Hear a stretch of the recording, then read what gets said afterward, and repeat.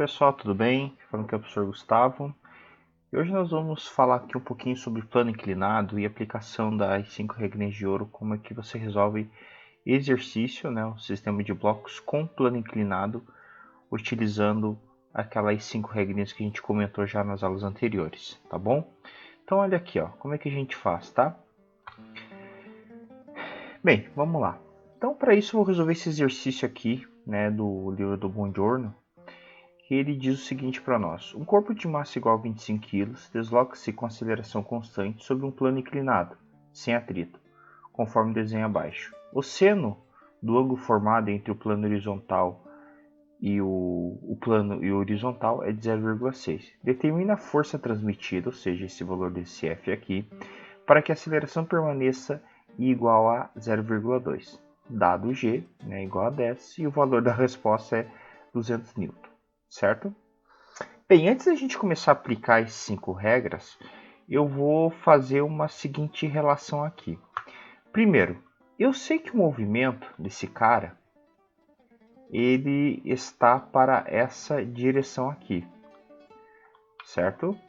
Ele está se movimentando para cá. Então, a linha do movimento é aqui. Independente se está subindo ou descendo, eu sei que o movimento se encontra nessa linha, certo? E o meu horizontal e vertical, né, que eu estou acostumado a trabalhar dessa forma aqui, né, com meus eixos coordenados, como a gente conhece, certo? Como a gente conhece aqui como x e y, nós vamos ter que fazer uma rotação dele, nós vamos ter que rotacionar isso aqui.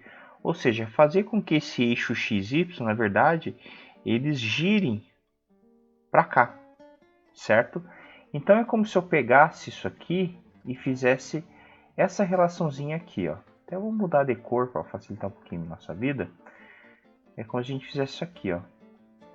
Colocasse, deixa eu mudar a cor aqui que essa cor não vai aparecer. Vou colocar um rosinho. Fizesse isso aqui, ó. Colocasse o eixo assim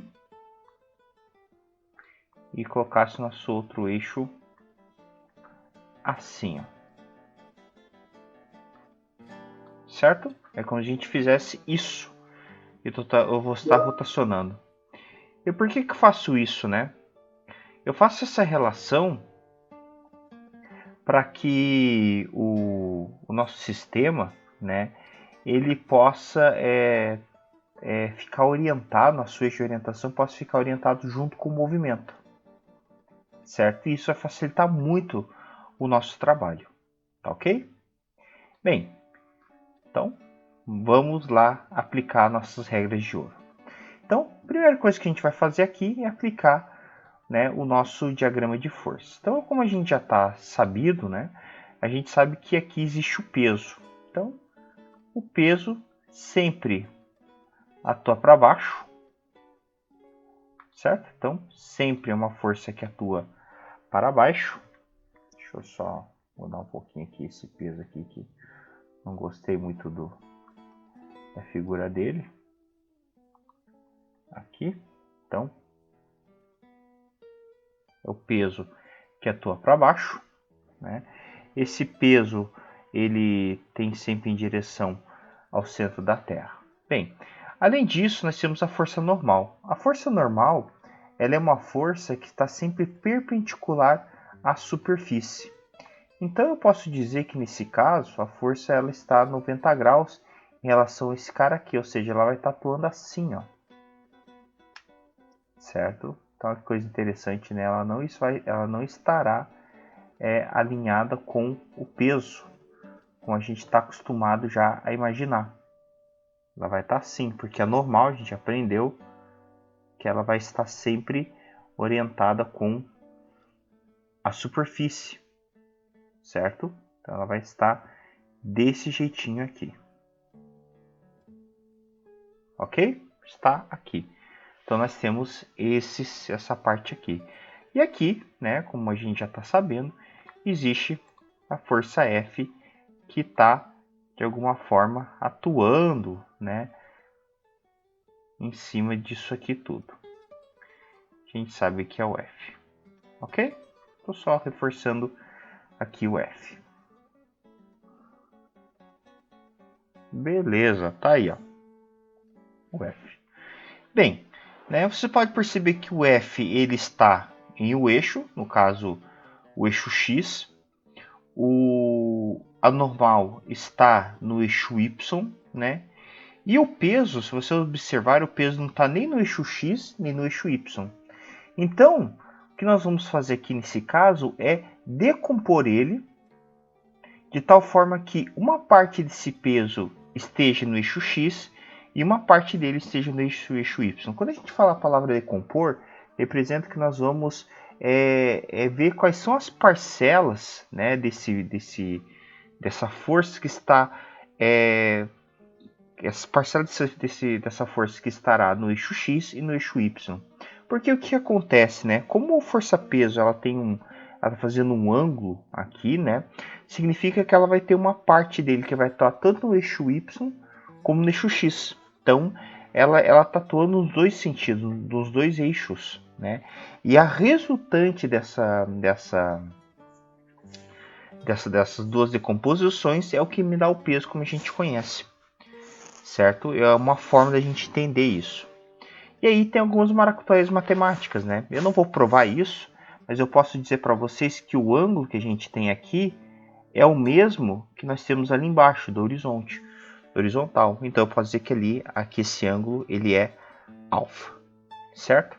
Fazendo essa jogada, nós vamos decompor esse carinha. De que forma, né? Olha aqui, ó. Eu posso dizer com toda segurança que uma parte desse peso ele estará para cá, certo? Uma parte desse peso estará para cá. Esse aqui eu vou chamar de PY. E uma outra parte desse peso, ele estará para cá. Ele estará para cá. Que vai ser o nosso PX. Aí o cara pergunta, por que eu faço nessa posição? É que você tem que fechar aqui como se fosse a regra do paralelogramo, né? Ou seja, se você fosse fechar, né, a regra do paralelogramo aqui, a soma vetorial do PY com o PX tem que dar o P, certo? Ou seja, se eu fazendo a regra do paralelogramo aqui, eu vou perceber que ele dará o próprio P, certo? Bem, e aí fazendo a parte das decomposições, eu posso escrever aqui em PY e PX. Eu sei o seguinte, eu posso escrever que PY vai ser peso vezes e PX vai ser peso vezes, certo? Eu vou fazer de uma forma bastante rápida e um truque, né, para que a gente possa entender bem certinho. Nós vamos utilizar apenas funções seno e cosseno, certo? As funções seno e cosseno. A função tangente também é utilizada, mas aqui nós vamos utilizar só a função seno e cosseno para facilitar a nossa vida. Como é que eu sei quem é quem aqui? Muito simples. A função cosseno ela é utilizada quando ela encosta. Até a gente fala encosta cosseno, certo? Então é só você falar, lembra a palavra encosta. Quando o ângulo ele encosta, representa que nós vamos utilizar a palavra cosseno. Nós vamos utilizar a função cosseno, certo? Encosta como assim? O ângulo, no caso, ele irá encostar em quem? No PY ou no PX?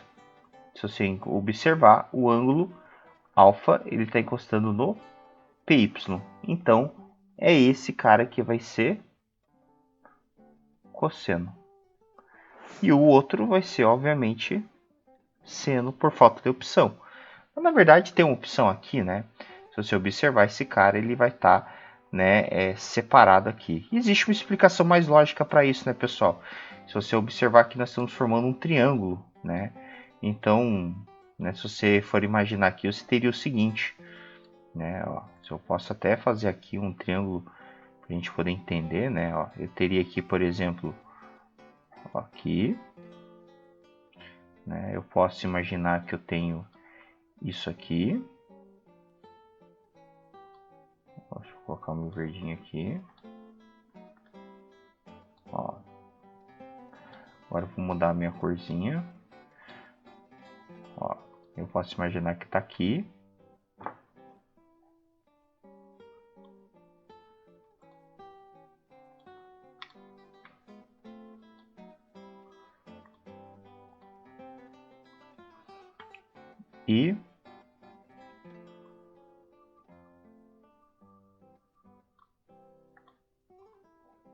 E aqui eu tenho outro ângulo. Então eu teria o seguinte: PY, PX, e aqui eu teria o nosso P, certo? E aqui eu teria o alfa, certo? PY, PX e P, certo? Seria dessa forma aqui. E aí a gente pode utilizar as funções trigonométricas. Seria o que? Nós teríamos PX como sendo cosseno, PY, PX como sendo seno, né? Por quê? PY, como é que funciona, né? PY seria cateto adjacente sobre hipotenusa, seno seria cateto oposto sobre hipotenusa, certo? Então, seriam essas funções aqui que a gente vai fazer. Então, com isso aqui, eu posso vir aqui e fazer isso aqui, ó. Ó, eu posso vir aqui e apagar. Então, com isso, eu já desenhei todas as minhas forças que estão escrevendo ali. Então, já está descrito. Então, tá ali. Feitinho. Agora eu posso vir aqui e fazer o segundo passo. Identificar a direção e o sentido do movimento de cada corpo. No caso, eu já fiz, né? O movimento ele é para cima e na diagonal, certo? Então, ó, tá todo mundo alinhado com seus pares aqui. A terceira regra fala o seguinte: leve em consideração apenas forças que estão na mesma direção do movimento. Ou seja, na direção, no caso, na diagonal aqui, né? Então, o que vai acontecer? Eu sei o seguinte: o y e a normal não entram. Então, a única força que eu vou levar em consideração é o px e o f. Então, ó, fiz aqui. A quarta regra, a partir da terceira eu vou fazer a classificação de sinais. Então, já que eu tô aqui desse jeito, né? Eu vou desenhar aqui o meu vetor, né? Então, não vou conseguir desenhar do jeito que eu queria. Então, nós vamos ter que fazer aqui um negocinho, né? Então, nós vamos ter que fazer o seguinte, ó. Opa, deixa eu ver se eu consigo desenhar mais bonitinho.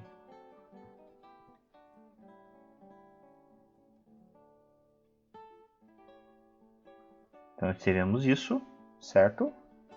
E aí nós vamos ter os nossos vetores.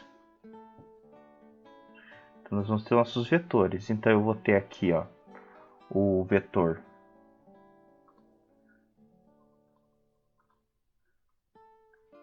aqui.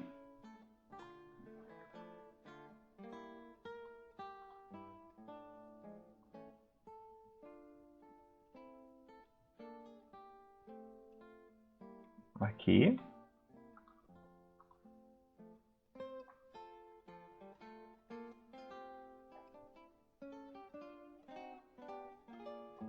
Eu vou ter o nosso outro amiguinho aqui. Então, nós vamos ter o F e o PX, que está aqui.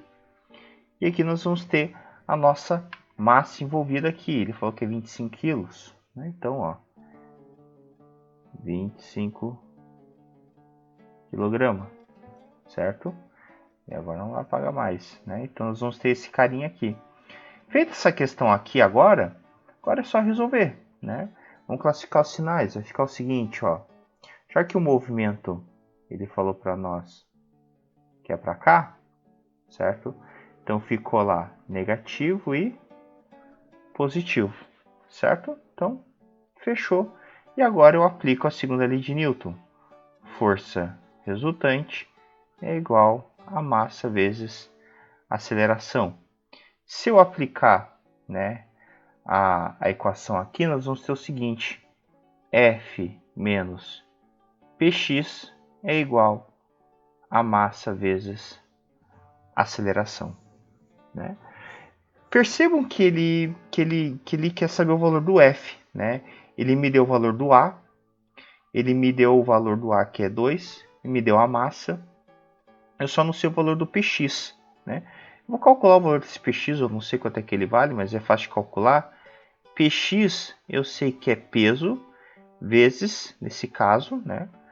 Px está aqui, ó, seno de θ. Então, seno de θ. Então isso vai ficar igual ao seguinte: o peso do cara ali, a massa é 25, né, que ele falou, ou seja, eu vou multiplicar por 10, vai ser 250 vezes 0,6. Ou seja, Px vai ser igual a essa multiplicaçãozinha aí, né? Isso aqui vai ficar 150 Newton, certo? Opa. Px igual a 150 Newton, certo? Meu note que tem meu probleminha aqui, se eu fechar, vou ter que reiniciá-lo, né? Então ficou essa forma aqui. Então vai ficar o seguinte: F menos 150 é igual a massa 25 vezes aceleração, que vale 2. Ou seja, F menos 150 é igual a 50. Passo 50 para o outro lado. Ou seja, F é igual a 200. Tá aí, né? Está aí. Achamos a resposta que ele pediu para nós aqui, ó, 200. Beleza? Espero que tenham gostado da aula e que novas ideias surjam com o resultado aí, beleza? Abraço e até mais.